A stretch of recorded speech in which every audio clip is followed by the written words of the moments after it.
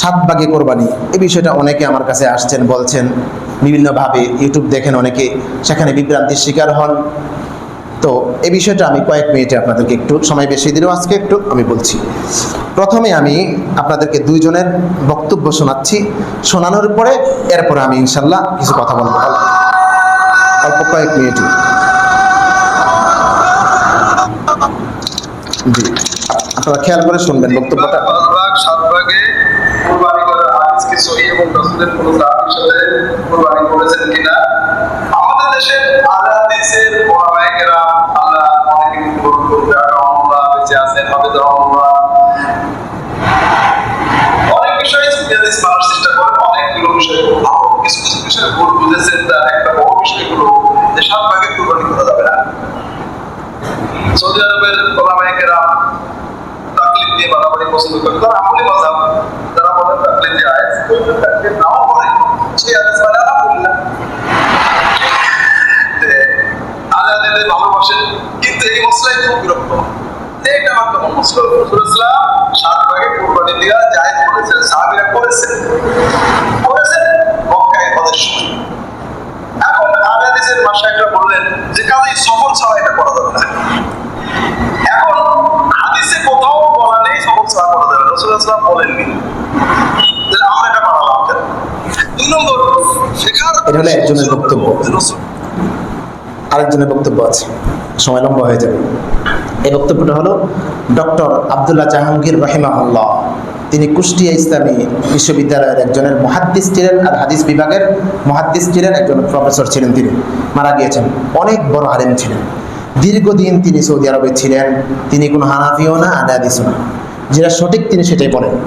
তিনি বলছেন যে তাদের এই বক্তব্য কোনোভাবেই সঠিক নয়, বরং সৌদি আরবের অসংখ্য আলেম, শাইখ হোসাইমিন, সৌদি আরবের গ্রান্ড মুফতি, উনিও বলেছেন সাত ভাগে কোরবানি সম্পূর্ণ জায়েজ, রাসূল করেছেন। এবং এরপরে শেখ আহমদুল্লাহর বক্তব্য আছে আমার কাছে, তিনিও বলেছেন সবাই বলেন সাত ভাগে কোরবানি জায়েজ, দু চার কয়েকজন ছাড়া। তারা কারা? আহলে হাদিসদের আলেম, এরা ছাড়া আর কেউ নেই। আমি আপনাদেরকে দেখাচ্ছি, রাসূলুল্লাহ সাল্লাল্লাহু আলাইহি ওয়াসাল্লাম, অনেকগুলো হাদিস এখানে আছে। একটা অ্যাপস আছে আল হাদিস, এটা আহলে হাদিসদের তৈরি করা অ্যাপস, তাদের ওই অ্যাপস থেকে আমি পড়ছি। রাসূলুল্লাহ সাল্লাল্লাহু আলাইহি ওয়াসাল্লাম বলছেন, নাহারনা মা রাসূলিল্লাহি সাল্লাল্লাহু আলাইহি ওয়াসাল্লাম আমাল হুদাইবিয়াতি আল বাদানাতা আন সাবআতিন ওয়াল বাকরাতা আন সাবআতিন, যে আমরা রাসূলুল্লাহ সাল্লাল্লাহু আলাইহি ওয়াসাল্লামের সাথে 6ষ্ঠ হিজরিতে হুদাইবিয়ার সময় প্রতি 7 জনের পক্ষ থেকে একটি ওট এবং প্রতি 7 জনের পক্ষ থেকে একটি গরু কোরবানি করেছি আমরা। এই হাদিসটা মুসলিম শরীফের 3076 নম্বর হাদিস, এবং মুসলিম শরীফের 3078 নম্বর হাদিস, মুসলিম শরীফের 3081 নম্বর হাদিস, নাসাইতে এসেছে, আবু দাউদে এসেছে, সবগুলো সহিহ। এগুলো ওদের তৈরি করা অ্যাপস, এখান থেকে বের করেছি। এখানে তাদের যে বক্তব্য সেটা হলো, তারা বলে যে রাসূলুল্লাহ সাল্লাল্লাহু আলাইহি ওয়াসাল্লাম কোরবানি করেছেন কোথায়? সফর অবস্থায়। তখন সফর চলতেছিল, 6ষ্ঠ হিজরিতে যখন হুদাইবিয়া সন্ধি হয়, সফর চলতেছিল।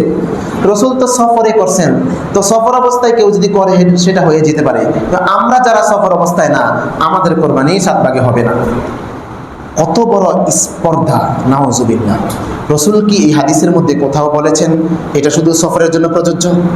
কোথাও বলেছেন? রাসূল করেন নাই। কোন আলেম বুঝলেন না ওরা এত পণ্ডিত কেন হয় যে এই হাদিস থেকে তারা নিজেরা গবেষণা করে বের করে? কোনো হাদিসের মধ্যে নাই, রাসূল নির্ধারণ করেন নাই। রাসূল যদি কোনো অ্যাকশন, কোনো কাজ করেন, এটা সফর হোক, সফর ছাড়া হোক, সব সফরের জন্য এটা এই বিধান অব্যাহত থাকবে। এটা উম্মতের জন্য করণীয়, উম্মত সেটা করবে। রাসূল এখানে কোথাও নির্ধারণ করেননি যে সফরের জন্য। হাদিসের মধ্যে স্পষ্ট আছে। এই জন্য এক ধরনের বোকামি, মূর্খতা এবং জাহালত এটা শুধু সফরের জন্য নির্ধারণ করা। বরং সৌদি আরবের গ্রান্ড মুফতি যিনি শাইখ হোসাইমিন, তিনি বক্তব্য দিয়েছেন, ফতোয়া দিয়েছেন সাত ভাগে কোরবানি জায়েজ। তবে কেউ যদি একাকী কোরবানি দিতে চায় ভালো, কারণ বর্তমানে কারোর টাকা যদি সুদি লেনদেন হয়, কেউ যদি কিস্তিতে টাকা লাগায়, এরকম যদি থাকে, তার সাথে যদি আপনি কোরবানি দেন, আপনার কোরবানি হবে না। এই জন্য ভাগে কোরবানি যারা দেন তারা খুব চিন্তা কইরা শরীকদেরকে নির্ধারণ করা। কিস্তিতে টাকা লাগায়, সুদে লেনদেন করে, তাহলে সুদ খায়, ঘুষ খায়, এমন মানুষের সাথে যদি আপনি অংশগ্রহণ করেন, আপনার কোরবানি হবে না। তাদের থেকে সম্পূর্ণ আপনি পৃথক হয়ে প্রয়োজনে আপনি একটা বকরি দেন। বকরি দিতে আমাদের অনেক লজ্জা লাগে, টাকা আছে 80,000 টাকা, এই পরিমাণ, গরু কিনতে পারতেছে না, এখন কিভাবে বকরি দিবে? লজ্জা লাগে। লজ্জা মানুষকে করলেন কিন্তু আল্লাহকে করলেন না। আল্লাহ কিন্তু কিয়ামতের দিন আপনাকে ধরবে, ধরবে। এই জন্য আপনি বকরি দেন, বকরি দেওয়া আরো উত্তম, একা দেন, শরীক প্রয়োজন নেই, এটা ভালো। তবে 7 ভাগে দেওয়াও জায়েজ, এই কথাটা আমাদের বুঝতে হবে। এটা না জায়েজের কোনো কারণ নাই। যারা বলে ওরা হাদিসই বুঝে না, হাদিসের কোনো অর্থই তারা বুঝে না। আল্লাহ রাব্বুল আলামিন বুঝার আমল করার তৌফিক দান করেন। একটু সময় বেশি হলো।